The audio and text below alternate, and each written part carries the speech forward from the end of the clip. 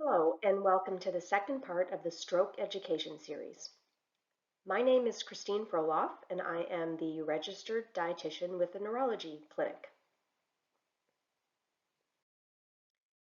Today we are going to review heart-healthy foods, cholesterol, fats, fiber, sodium. We'll touch on diabetes. We'll talk about a healthy body weight and physical activity. A well-balanced diet and an active lifestyle can help reduce your risk of stroke and other heart disease. Diet and lifestyle factors can play a large role in reducing the risk of stroke. And unlike factors such as genetics, we have control over what we eat and can make real changes to make a difference in your cholesterol, high blood pressure, and diabetes. This slide shows Canada's food guide, which was updated in 2019. And you can see a real emphasis on a lot of fruits and vegetables and protein foods, also plant-based proteins, which we'll talk a little bit more about, whole grains, and hydration, so making water your drink of choice. So let's move on to the heart healthy diet. This diet is rich in fruits, vegetables, whole grains, lean protein, and healthy fats. It is low in saturated fat, trans fat, and sodium, and it limits processed foods and added sugar. The benefits of a heart-healthy diet include improved cholesterol levels, reduced blood pressure, it can help with blood sugar control, and it may reduce or eliminate your need for some medications. So let's look at fruits and vegetables. These are a good source of fiber, vitamins, and minerals. They can lower your risk of heart disease. I want you to choose different colors and textures of fruits and vegetables. So think about including things like berries and broccoli and peaches and apples and pears. The choices are plenty. Fresh, frozen, or canned can all be healthy. So when you're choosing canned, you want to look for a low sodium or a no salt added canned vegetable. You can also rinse canned vegetables to lower the sodium content. Frozen vegetables are also quite convenient and nutritious and require little preparation time. So these you want to purchase with no added sugar or seasoning or a sauce. And these are easy to add to soups or chili, or think about frozen berries in a smoothie.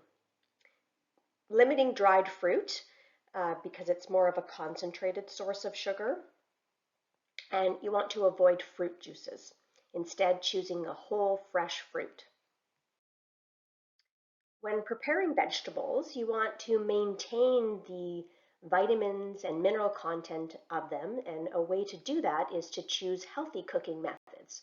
So these would include roasting, steaming, stir frying, or baking. And then adding some healthy flavors to those would be a drizzle of olive oil, lemon juice, or a flavored vinegar. And fresh or dried herbs or spices are another really great way to boost the flavor of vegetables.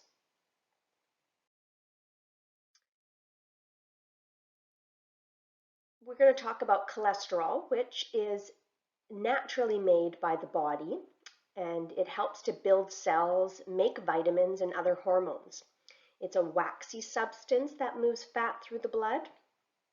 And cholesterol levels are affected by genetics, weight, your diet choices, and physical activity. It's only found in foods that come from animals, so things like egg yolks, meat, poultry, so chicken or turkey, and organ meats. And contrary to popular belief, studies have shown that the effect of diet cholesterol intake on cholesterol levels is very minimal, So it's okay to include an egg in your diet. There are two types of cholesterol, the good and the bad. So the good cholesterol, or the HDL, helps to remove the plaque buildup in your blood vessels. And the LDL, or bad cholesterol, leads to buildup of plaque in the blood vessels. So we want to improve levels of your HDL, or good cholesterol. This has a protective effect against heart attack and stroke. So how can you improve your levels of HDL?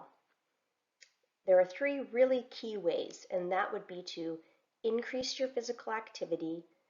This in turn will help you achieve and maintain a healthy body weight, and to avoid unhealthy fats.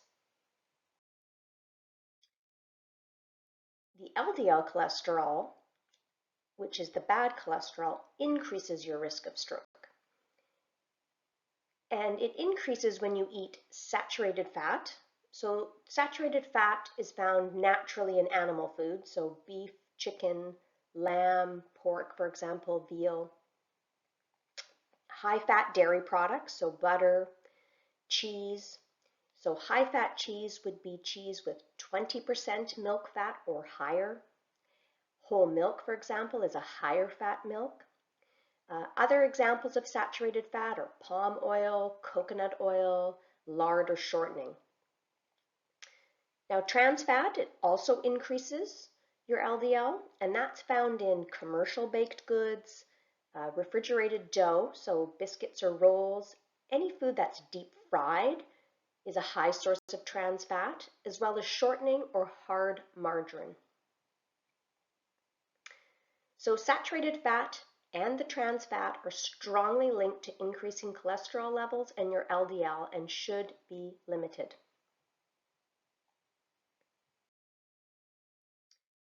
So we want to replace those saturated fats with unsaturated fats. So these are good for your health, and there are two types, monounsaturated and polyunsaturated. So examples of good types would be vegetable oil, such as olive oil, canola oil, grapeseed oil, a soft, non-hydrogenated margarine. Avocados, a very rich source of monounsaturated fat.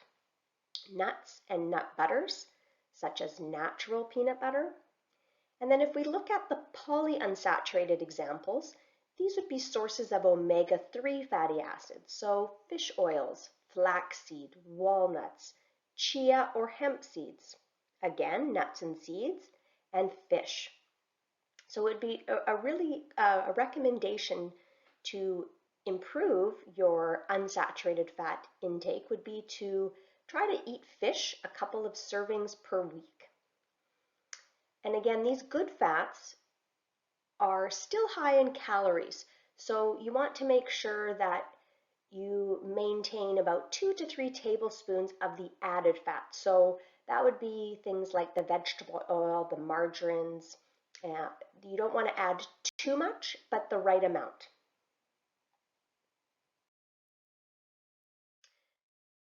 Moving on to fiber, plays a really important role in our diet in terms of digestive health, maintaining regular bowel movements, helping us to maintain a healthy weight. Again, fiber protects against heart disease and diabetes. Two types of fiber, soluble fiber, which can help lower that LDL or bad cholesterol. So think of it things like oatmeal, fruits, vegetables, legumes, which are lentils or beans or chickpeas, and psyllium fiber. This would be Metamucil, for example, or a bran bud type of cereal. And then there is insoluble fiber, which is more roughage or bulk forming. So that would be whole wheat bread or brown rice, and again, fruit. The recommendations for fiber for men are 38 grams per day, and for women, 25 grams per day. Most Canadians only eat about half that amount each day. So how do we increase our fiber? When we're looking for a high fiber source, it would be a food that contains 5 grams per serving or more. So for example, if you're looking at a slice of whole wheat bread, you want to look at a food label and try to aim for at least 5 grams of fiber per slice. You could do things like adding barley or beans, peas or lentils to soups and casseroles, adding a sprinkle of nuts or seeds, so for example about a tablespoon to a salad will help increase your fiber intake, adding 1 to 2 tablespoons of bran to your cereal or yogurt, and choosing whole grain pasta and brown rice.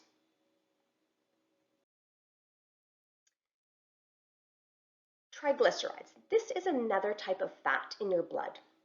So this can also increase your risk of stroke by hardening or thickening the artery walls. So how do we lower our triglycerides? This type of fat is also checked when your doctor checks your cholesterol level. You get a good cholesterol level, so the HDL, as well as the bad cholesterol. You can also ask what your triglyceride level is. So if your triglyceride level is too high, ways to help lower that would be to avoid added sugar, to avoid refined or carbohydrates, which are the white flour based. You want to replace that with whole grains. Incorporate those healthy fats, so the ones that we talked about that are monounsaturated or polyunsaturated.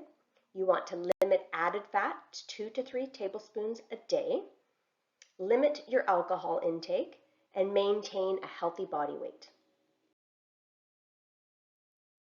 So moving on to salt or sodium. A diet high in sodium can cause your body to hold on to or retain fluid, and this can lead to high blood pressure. So high blood pressure can weaken your artery walls. What is the recommended intake for a day? It is less than 2,300 milligrams per day. So this includes salt used in cooking, at the table, and in food products. And 1 teaspoon of table salt is equivalent to the 2,300 milligrams per day. So a really good start to lowering sodium intake would be to removing the salt from the table and in your cooking.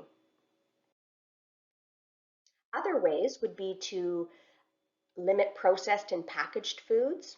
I've given some examples here, so instant noodles, canned soups, condiments such as mustard, ketchup, used in large amounts can increase your salt intake. So maybe look at using some herbs and spices, lemon and lime juice, and salt-free spice blends to reduce your salt intake. Avoiding adding salt to food when cooking, and of course reading food labels. Here is a recipe for a homemade salt substitute, which is full of flavor and has no sodium.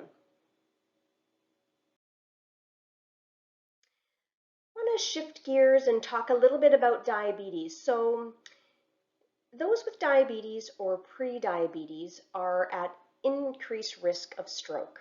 So poorly controlled blood sugars can damage blood vessels. Diet and physical activity play a big role in blood sugar management. Healthy eating for diabetes is very similar to a heart-healthy diet. It's focused on lean protein and plant-based proteins, so that would include things like, for example, tofu or beans, peas, lentils. Even a fortified soya milk would be included as a plant-based protein. Choosing whole grains and not those white flour-based grains. Limiting added sugars, so avoidance of pop or juice, and limiting your sweets. Physical activity, and in particular, is very helpful after a meal is eaten to do some movement or go for a walk, and that will help regulate or bring those blood sugars back to a normal range after you have eaten a meal. And having a healthy body weight is also very important. So physical activity. The importance of regular exercise cannot be understated. It provides so many benefits, which includes improving your HDL or good cholesterol, lowering triglycerides, reducing risk for chronic disease such as heart disease and diabetes. It helps to achieve a healthy body weight. It can improve your mood and energy levels, and it helps to reduce stress. So what are the recommendations for physical activity? The Heart and Stroke Foundation recommends 150 minutes of moderate to vigorous intensity physical activity per week. So that's about 21 minutes per day.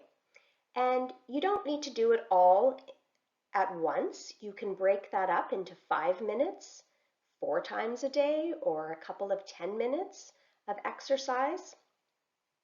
So if we look at moderate exercise, that would be an activity that makes you breathe harder and your heart pump harder. So a brisk walk, or biking, or swimming, or dancing. A vigorous activity would be one that increases your heart rate and makes it difficult for you to kind of catch your breath. So aerobics, running or jogging, or sports like basketball, hockey, or soccer, or maybe even a Zumba class. So you want to think about including different types of exercises, so endurance, strength, and flexibility. The Heart and Stroke Foundation also recommends for anyone over the age of 65 to incorporate also balance exercises and flexibility twice a week for 10 minutes. So how do we assess a healthy body weight? There are a couple of tools. One is the Body Mass Index, or BMI, and it is a tool to help determine if you are at a healthy body weight. So a normal range would be 18.5 to 25. It's a fairly simple calculation of your weight and your height, and you can ask your dietitian what your BMI is, or your doctor, to find out where your weight is in comparison to the normal range. Another way of determining if you're at a healthy body weight is to look at waist circumference. So for men, a healthy waist circumference would be less than 40 inches, and for women, less than 35 inches.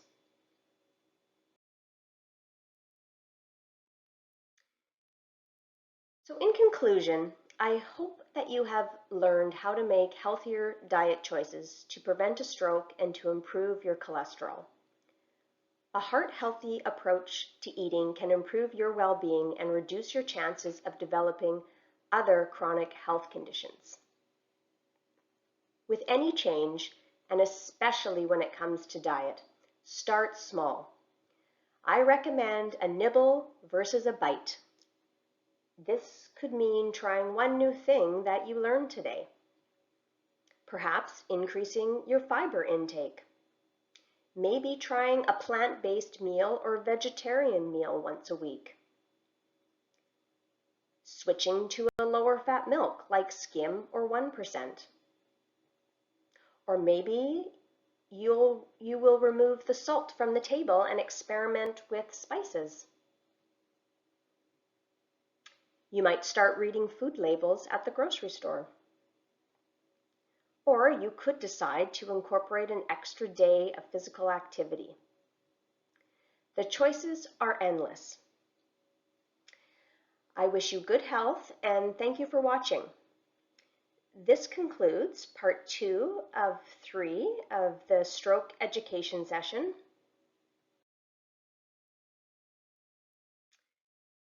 And in the final part, Harjinder, our pharmacist, will be discussing drug therapy. Thank you.